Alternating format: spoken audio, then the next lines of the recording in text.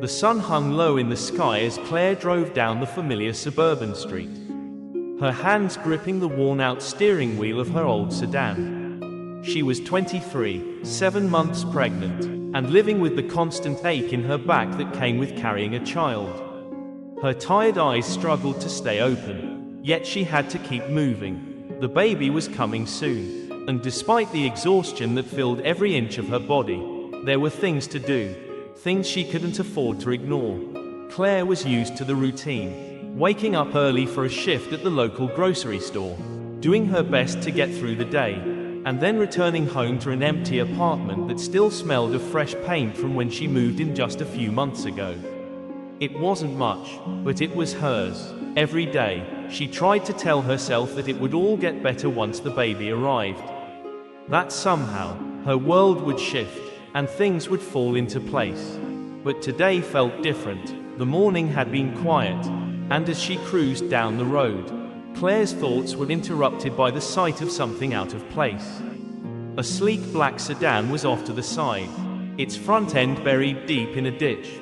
At first, Claire thought it was abandoned, maybe even a stolen car left to rot. But then, as she drove closer, she saw him, a man, sprawled on the ground. His clothes were torn, and his face was a mess of dirt and blood.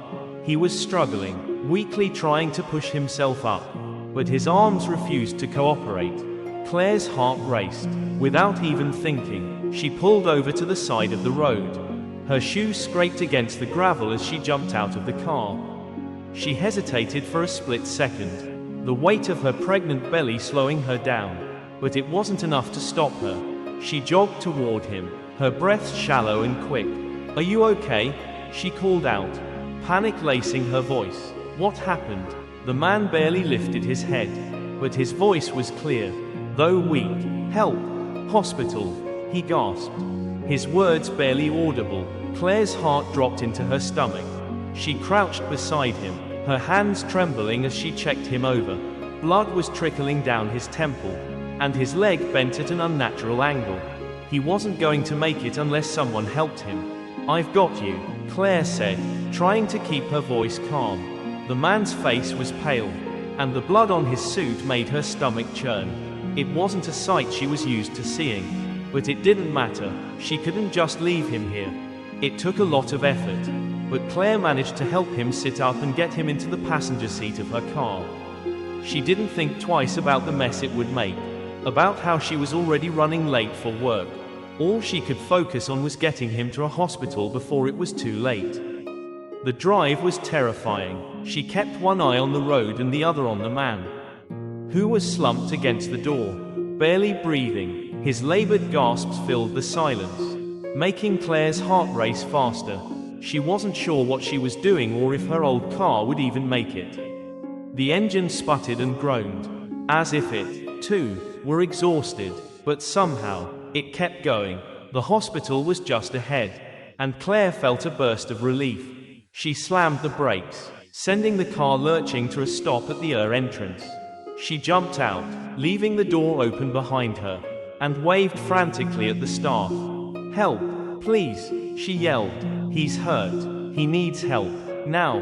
The nurses rushed over with a stretcher, their efficient movements a sharp contrast to the panic that Claire felt. She stepped back, trying to catch her breath as the team carefully lifted the man from the car. One of the nurses turned to her. "What happened?" "I found him on the side of the road," Claire explained quickly. "His car, it's in a ditch. He was hurt, and I didn't know what else to do." Her voice cracked with the weight of the situation. "You did good," the nurse said, offering Claire a quick smile. "We've got it from here." With a final glance at the man, Claire stepped back, her heart still pounding in her chest. She didn't know what would happen to him, but she had done what she could.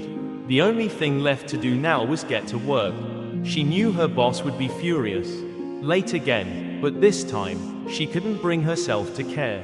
She climbed back into her car and pulled out of the hospital parking lot, heading straight for the grocery store. The familiar signs of the town drifted by in a blur, her thoughts scattered, her mind too full of everything that had just happened. Her hands tightened around the steering wheel as she pulled into the employee lot. She glanced at the dashboard. She was already 20 minutes late, and that was going to be a problem. Claire exhaled slowly as she parked, trying to calm her racing heart. Her manager, Mr. Collins, would be waiting for her, and it wouldn't be pretty. Claire walked into the grocery store, the scent of fresh produce and cleaning supplies hitting her the moment she crossed the threshold. The bustling sounds of customers and the clattering of shopping carts filled the air. But today, it felt like an oppressive hum in the background of her thoughts.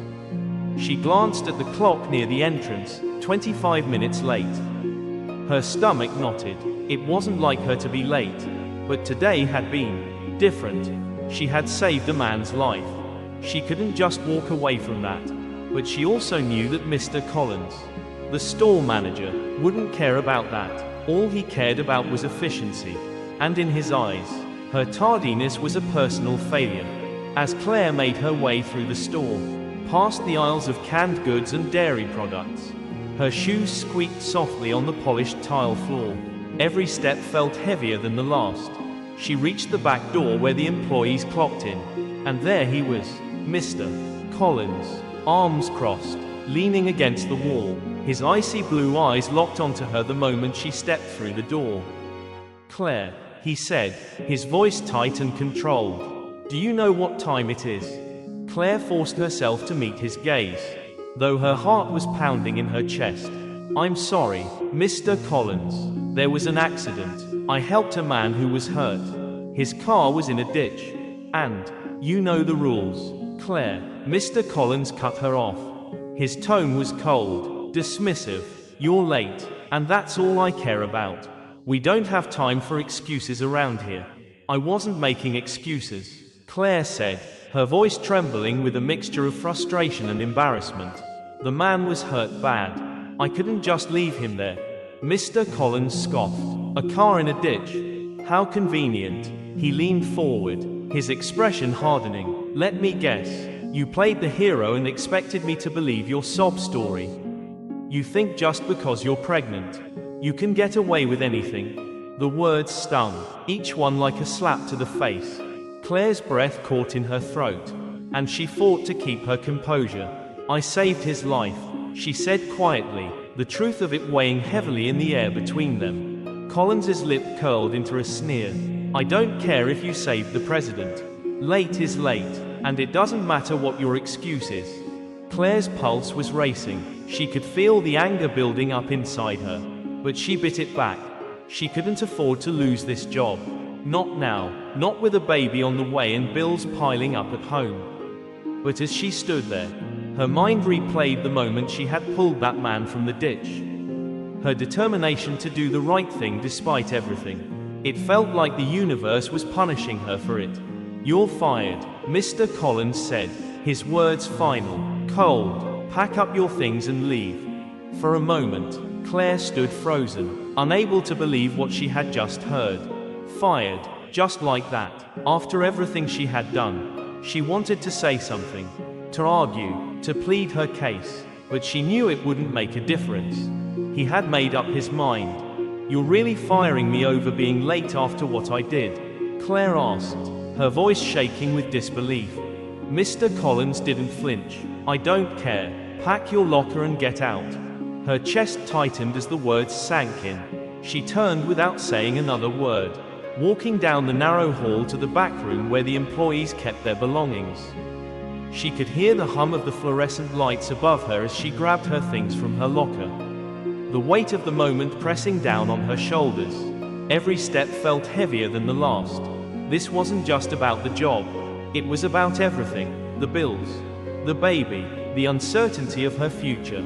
When Claire stepped out of the store, the cool air hit her face, but it didn't offer any relief. She barely noticed the streets as she made her way back to her car, the sound of her footsteps lost in the quiet hum of her thoughts. The familiar rattling of her old sedan engine was like a distant echo as she pulled out of the parking lot. Heading nowhere in particular, her stomach growled. She hadn't eaten anything all day, not that she had much of an appetite. Her thoughts were too tangled up with everything that had just happened. She couldn't understand why Mr. Collins had been so cruel. Why he had chosen to fire her when all she had done was try to help. Wasn't that what everyone was supposed to do? Help when they could. She drove aimlessly, her hands gripping the steering wheel tightly. After a few minutes, her eyes landed on a small diner just ahead. The sign above it read, Maggie's Place, and despite her better judgment, Claire pulled into the parking lot. The smell of coffee and bacon wafted through the air as she pushed open the door and stepped inside. It was a quiet, modest place, with only a few customers scattered at booths. Claire sat at the counter, feeling the weight of the day settle on her shoulders. A waitress with a warm smile approached, her pen poised above a small pad. "What can I get you, sweetheart?" "Just coffee," Claire muttered, not looking up from the counter. She wasn't in the mood for small talk. The waitress nodded and returned a moment later with a steaming mug of coffee. "Rough morning?" she asked gently, setting it in front of Claire. Claire hesitated before nodding. "Yeah, something like that." The waitress gave her a sympathetic look before walking away, giving her space. Claire stared into the swirling steam of the coffee, the warmth of the mug grounding her. She thought about what her father used to say when she was younger. "You always stop for someone who needs help, no matter the cost." She had lived by those words all her life, and now it felt like they were the very thing that had gotten her fired. Maybe she had been naive to think that doing the right thing would come without consequences. Maybe she had been foolish to hope that the world would reward her for her kindness. She thought about the man she had helped, and how much worse things could have been for him. And yet, here she was, sitting in a diner alone, with no job and no idea how she would explain all of this to her family. She took a deep breath, trying to steady herself. There was nothing she could do about it now. Her fingers curled around the mug, the warmth seeping into her skin. But it didn't offer her the comfort she needed. She had done the right thing, but it had cost her. And somehow, that felt like the cruelest part of all. The drive home felt like an eternity. Claire's thoughts swirled in her mind, a storm of anger, frustration, and fear. She had done the right thing, hadn't she? She had saved that man's life. And now here she was, sitting in her old car with the weight of the world pressing down on her. The streets blurred as she navigated the quiet suburban neighborhood, her grip tightening on the steering wheel as she neared her apartment. She pulled into the driveway, the worn-down building standing before her like a silent reminder of how far she had fallen. It wasn't much, but it was hers. At least, it had been until now. Claire couldn't help but wonder what her mother would say when she found out. Her mom had always told her to do the right thing, to be strong and help others. But she had never told her that sometimes being good would cost her. Claire's stomach churned as she climbed out of the car, her hand resting on the small bump of her pregnancy. She winced as the weight shifted, the constant ache a reminder of the life growing inside her. The sound of children laughing echoed from across the street, and Claire couldn't help but glance over. Two young boys were playing catch in the yard, their parents watching from the porch. Claire had always dreamed of a simple life like that, one where she didn't have to worry about losing her job. One where she could take care of her family without the constant fear of what would happen next. She walked up the cracked sidewalk, past the worn-out mailbox, and unlocked the door. The apartment was eerily quiet. It always was when she got home from work. But today, the silence felt suffocating. She pushed the door open and stepped inside, only to be greeted by the familiar sound of her younger brother, Jake, playing video games in the living room. He barely looked up as she entered. "Hey, Claire, how was work?" he asked, his voice distracted as he furiously pressed buttons on the controller. Claire forced a smile, trying to hide the exhaustion in her voice. "It was fine." Jake paused the game and turned toward her, raising an eyebrow. "You sure? You look like you've been through a lot." Claire sighed, letting her shoulders slump as she sat down on the worn-out couch. She pulled her knees up to her chest, feeling the weight of the day settle in. "I lost my job." Jake's eyes widened. "What? Why?" "It's a long story," Claire muttered, running her hand through her messy hair. I had to help someone on the way to work. There was an accident, and the guy was hurt really bad. I couldn't just leave him there, but I got to work late, and Mr. Collins fired me for it. Jake stared at her, his mouth hanging open in shock. That's messed up. You saved a guy's life. Claire nodded, her throat tightening. Yeah, but apparently, that didn't matter. Before Jake could respond, there was a knock on the door. It was a soft, hesitant knock, but it was enough to make Claire freeze. She hadn't been expecting anyone, and the sudden intrusion sent a wave of unease through her body. She glanced at Jake, who stood up and walked toward the door. Who is it? Claire asked, her voice barely above a whisper. Jake opened the door, and Claire's heart skipped a beat when she saw who was standing on the other side. It was the man, the one she had helped. The man from the ditch. He was standing there, leaning slightly on a cane, but his face was no longer covered in blood. He looked better, his clothes were clean, his expression warm, and there was a woman standing beside him, smiling softly. Can I help you? Jake asked, his voice laced with confusion. The man smiled gently. Yes, I believe you can help me with this. He gestured toward Claire, who had now stood up, her eyes wide in disbelief. The woman beside him stepped forward, her voice soft and full of gratitude. You don't know us, but we owe you so much. Claire blinked in confusion, still trying to process the sight of them standing on her doorstep. I don't understand. What's going on? The man stepped forward, his eyes meeting hers. I'm Anthony Crawford, and this is my wife, Evelyn. We've been looking for you ever since you helped me last week. The name hit Claire like a punch to the gut. Crawford. She had heard that name before. Anthony Crawford was a millionaire businessman, one of the wealthiest people in the city. She had no idea how to react. I don't know what to say. Claire stammered. I didn't do anything special. I just helped you when you needed it. Evelyn smiled warmly, her eyes glistening with appreciation. What you did was more than special. You saved my husband's life, and we've been trying to find you ever since. We wanted to thank you properly. Claire was at a loss for words. She had helped this man, just another stranger in need, but it had turned into something more than she could have ever imagined. A rich, powerful couple standing on her doorstep, all because of one small act of kindness. We didn't know who you were, Anthony continued, his voice steady but full of emotion, but we've been asking around. We finally tracked you down, and I couldn't let you go without making things right. You deserve so much more than what you've got. Claire, you've done something most people wouldn't even consider. Claire felt her heart flutter in her chest. I don't know what you mean. Evelyn stepped closer, placing a gentle hand on Claire's arm. We want to help you and your family. We can't change what's happened to you, but we can make sure things get better from here. Claire's breath caught in her throat. Help? How could they possibly help her? She was just a pregnant young woman with a broken car and no job.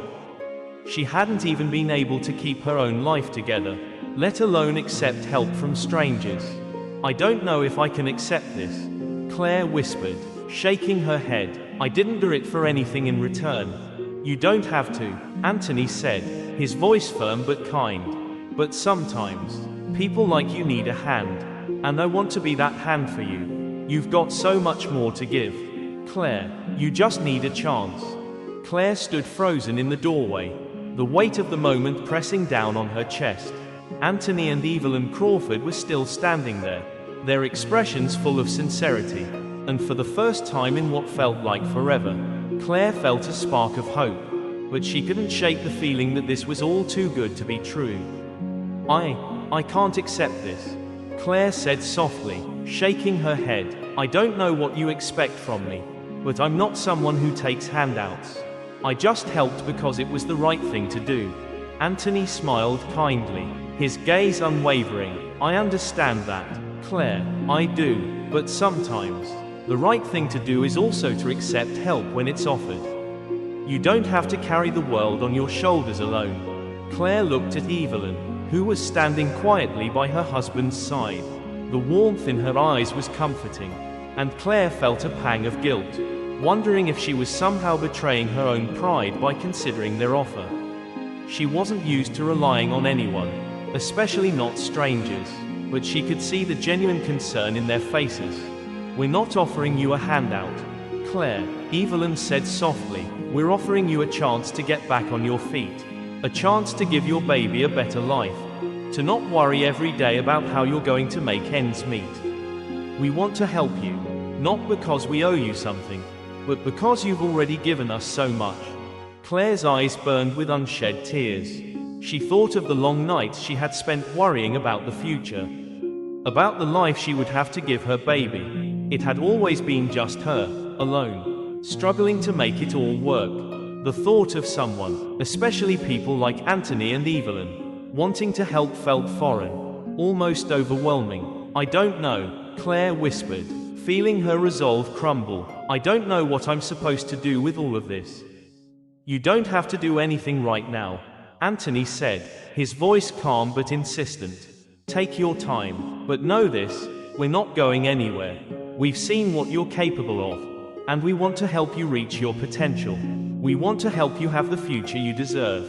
Claire's chest tightened as she thought about her future, the life she had imagined for herself, working a dead-end job, barely scraping by, all while raising a child alone, felt like a distant, impossible dream.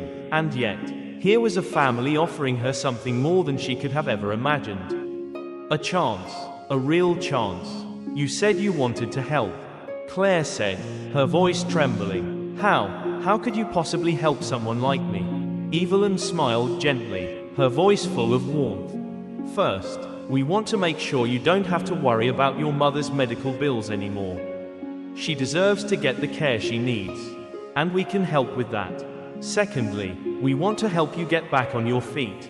We know things haven't been easy for you, but we believe you have the strength to make something better of yourself. You've already proven that by what you did for Anthony." Claire felt the tears welling up in her eyes. Her mother's condition had been deteriorating for months, and Claire had watched helplessly as her mom's health continued to worsen. The weight of her mother's treatments, the constant appointments and hospital visits, had drained them both.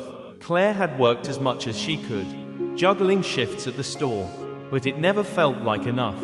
Now, here were Anthony and Evelyn, offering the one thing she needed more than anything, peace of mind. "Why are you doing this?" Claire asked, her voice raw with emotion. "Why me?" Anthony took a step forward, his eyes locking onto hers with a quiet intensity. "Because, Claire, you didn't hesitate to help me. You didn't think about the consequences. You just acted. That kind of integrity, that kind of heart, is rare, and people like you deserve more than what life has handed you. You deserve a chance." Claire swallowed hard, her mind racing. She had always told herself that she couldn't count on anyone, that she would have to fight for everything on her own. But here, standing in front of her, were people who saw something in her she hadn't seen in herself, a potential she didn't know she had.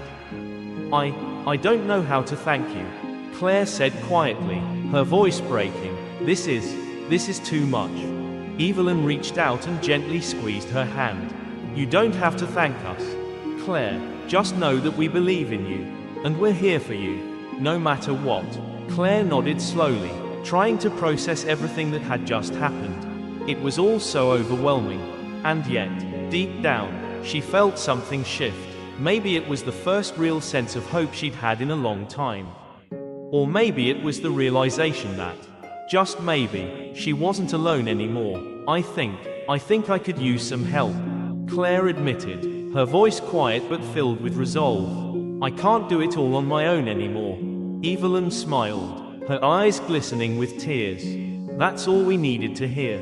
After a long pause, Anthony spoke again. "We'll start making arrangements right away.